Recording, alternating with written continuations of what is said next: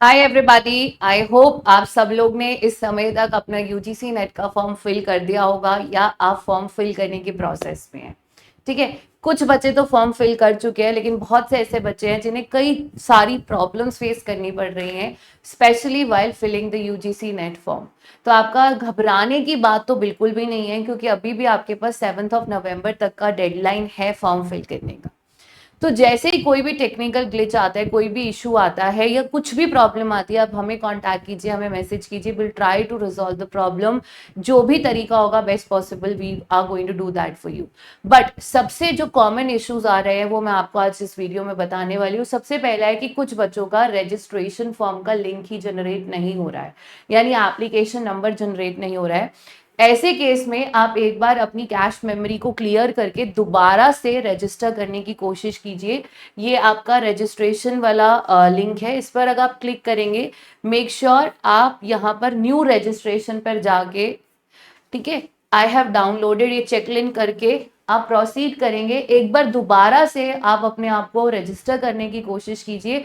पुरानी cache memory में जाके पूरी हिस्ट्री को क्लियर करने के बाद दोबारा कोशिश कीजिए।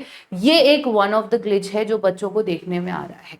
ठीक है, लेकिन किसी भी स्थिति में आपने घबराना बिल्कुल नहीं है। बस इस चीज को ध्यान रखिए, सब प्रॉब्लम का रिजॉल्व होता है, थोड़ा सा पेशेंस रखिए।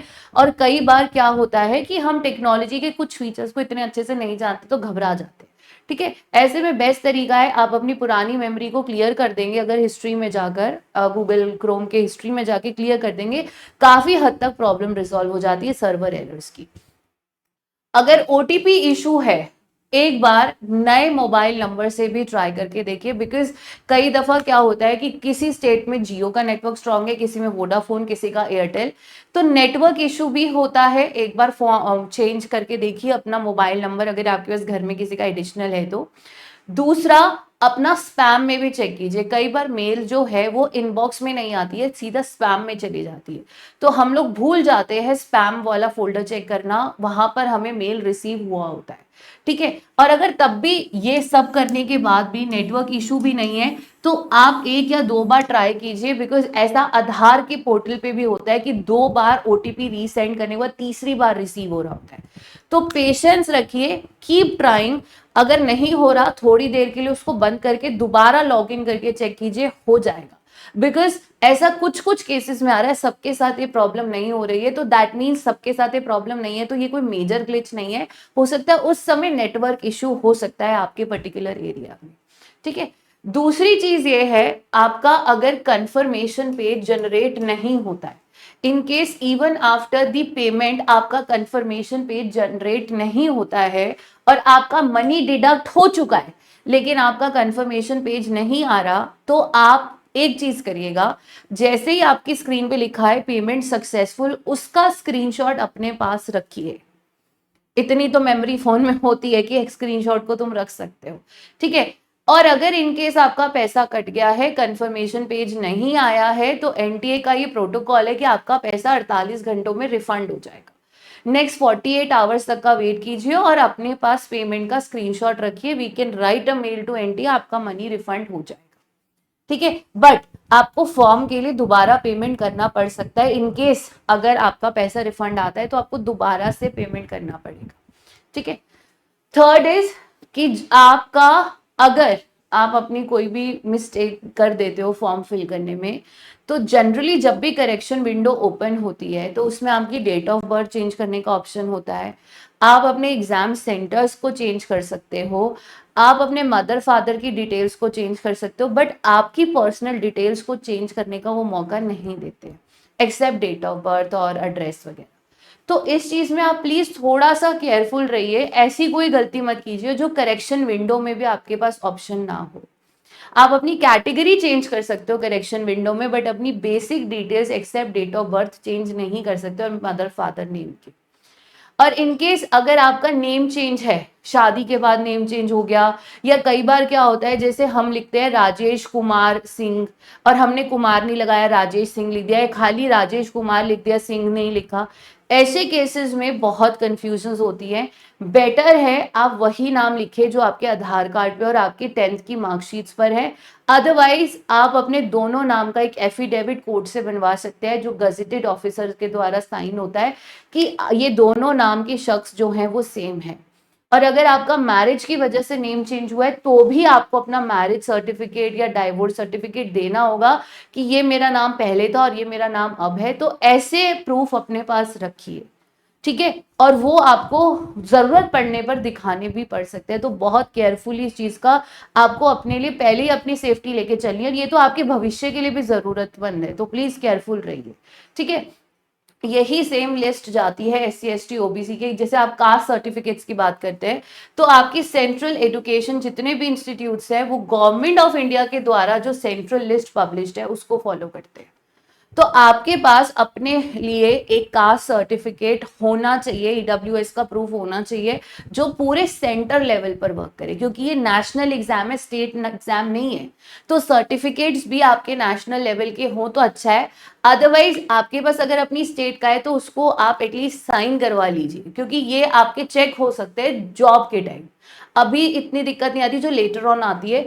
तो मेक श्योर ये जो सेंट्रल लिस्ट पब्लिश की गई है गवर्नमेंट ऑफ इंडिया के द्वारा टाइम टू टाइम, उनको आपको रेफर करना पड़ेगा, उस लिस्ट में आपका मेंशन होना चाहिए, इस चीज का ध्यान रखिएगा, ठीक है। अब कैटेगरी की बात करते हैं। देखिए कैटेगरी मेरे अकॉर्डिंग तो जब करेक्शन विंडो ओपन होती है आपको कैटेगरी चेंज करने का मौका मिलता है, जो आपकी SC ST OBC वाली है। अब देखना होगा इस बार वो करेक्शन विंडो में क्या ओपन करते हैं और क्या नहीं। अभी तक इसका डिटेल आपके इंफॉर्मेशन बुकलेट में शेयर नहीं किया गया, लेकिन प्लीज अगर आपका JRF क्वालिफाइड नहीं है तब तो आप JRF पर क्लिक जरूर कीजिए। बट अगर आपका JRF क्वालिफाइड है और आपका टाइम लिमिट कम हो रहा है और आपको PhD के सिलेक्शन के लिए चाहिए तो आप PhD वाली कैटेगरी के लिए कर सकते हैं, ठीक है। लेकिन अगर अभी आपका नेट क्वालिफाइड नहीं है और आपको JRF नहीं चाहिए, आपको सिर्फ नेट चाहिए, आपकी एज निकल चुकी है, तो बेटर है आप नेट वाली कैटेगरी पे क्लिक कीजिए। लेकिन बहुत ही केयरफुली क्लिक कीजिएगा, बिकॉज अभी एक स्टूडेंट ने क्या करा, उसने JRF पर कर दिया, बाकी पे नहीं किया और उसका किसी में भी सिलेक्शन नहीं हुआ। अब ऐसे केस में JRF पे कर दिया, नेट और PhD पे करना भूल गए। इन केस मान लीजिए अब उसका नेट हो गया और नेट पे तो उसने क्वालिफाई टिक ही नहीं किया था, ठीक है। तो पॉइंट इज थोड़ा आपको केयरफुली भरना पड़ेगा यहाँ पर। ये फॉर्म के अंदर जो कैटेगरी है इनको प्लीज ध्यान से फिल कीजिए कि आप फॉर्म किस पर्टिकुलर कौन सी वाली कैटेगरी के लिए अप्लाई कर रहे हैं, ठीक है। अब list of subjects post graduation का और list of subject UGC net exam का। कुछ बच्चे क्या कर रहे हैं, पोस्ट ग्रेजुएशन की लिस्ट के कोड को अपने सब्जेक्ट कोड में ढूंढ रहे हैं, ये गलती नहीं कीजिए। ये है लिस्ट ऑफ सब्जेक्ट्स जो पोस्ट ग्रेजुएशन लेवल पर है, तो आप उनको ये वाले कोड्स को रेफर करेंगे, ठीक है। पूरी लिस्ट आती है जब आप फॉर्म अप्लाई करते हैं। अगर आपके सिस्टम में कोई लिस्ट नहीं शो हो रही कंप्लीट, रिफ्रेश करके दोबारा लॉग इन कीजिए, ठीक है। और ये कोड है जिस सब्जेक्ट में आप अपीयर कर रहे हैं, ठीक है। ये आपके सब्जेक्ट की लिस्ट नहीं है पीछे वाली, ये आपके सब्जेक्ट की लिस्ट नहीं है, ये आपके पोस्ट ग्रेजुएशन के सब्जेक्ट की लिस्ट है, ये आपके एग्जाम कोड्स है, ठीक है। सारी लिस्ट आती है, अगर आप में नहीं आई रिफ्रेश करके लॉगिन कीजिए, आपको विजिबल हो जाएगी, ठीक है। तो ये कुछ कॉमन इश्यूज हैं जो आप लोगों को देखने को मिल रहे हैं जब आप फॉर्म को फिल कर रहे हैं।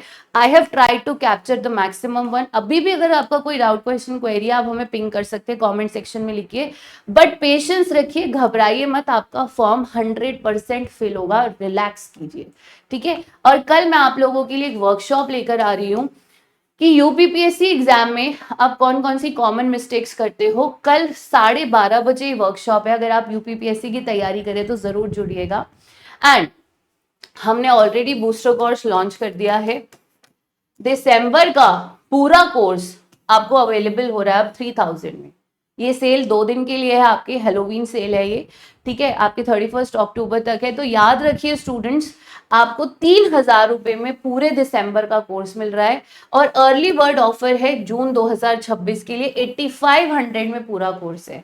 इसका प्राइस बढ़ जाएगा जैसे ही बैच लॉन्च होगा, तो अभी इनरोल कर लीजिए, ठीक है। और नेट क्वालिफाई करने पे 100% 50% कैशबैक, एंड जेआरएफ क्वालिफाई करने पर 100% कैशबैक है। चाहे आप दिसंबर में करें या जून में करें, या आपका 31 तक वैलिड है, जरूर इनरोल कर लीजिए। और अगर आप प्रिपेयर कर रहे हैं राजस्थान, हरियाणा, जम्मू, यूपी के पेपर्स के लिए, तो असिस्टेंट प्रोफेसर के बैच का प्राइस है 6 मंथ्स के लिए 7,000 एंड 1 ईयर के लिए 10,000। तो मेक श्योर आप इसको जरूर चेक कर ले बिफोर यू सिट डाउन।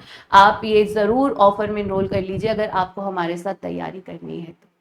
सो इसी के साथ आई वुड लाइक कि अगर आपका कोई और डाउट, क्वेश्चन, क्वेरी रहता है तो मुझसे ज़रूर पूछ सकते हैं आप कमेंट सेक्शन में डाल के। अदरवाइज आपकी जो ये एग्जामिनेशन बुकलेट है ना, इसके अंदर ऑलमोस्ट हर एक चीज़ गिवन है। तो आपको एनटीए ने यहाँ पर अपने हेल्पलाइन नंबर भी दिए हुए हैं। ये हेल्पलाइन नंबर है, ईमेल आईडी और ये हेल्पलाइन नंबर। इन केस अगर आपका फिर भी सिस्टम इशू रहता है, कोई कोड नहीं आ रहा, caste issue, certificates related issue है, कुछ भी है, और आपका पेमेंट कट गया है, शो नहीं हो रहा, रिफंड भी नहीं आ रहा, तो आप यहाँ पर मेल लिखिए या यहाँ पर कॉल करके बात कर सकते हैं। You can even drop a mail to them with the proofs. Screenshots attach करना भूलिएगा, ठीक है। Take care, God bless you, keep smiling.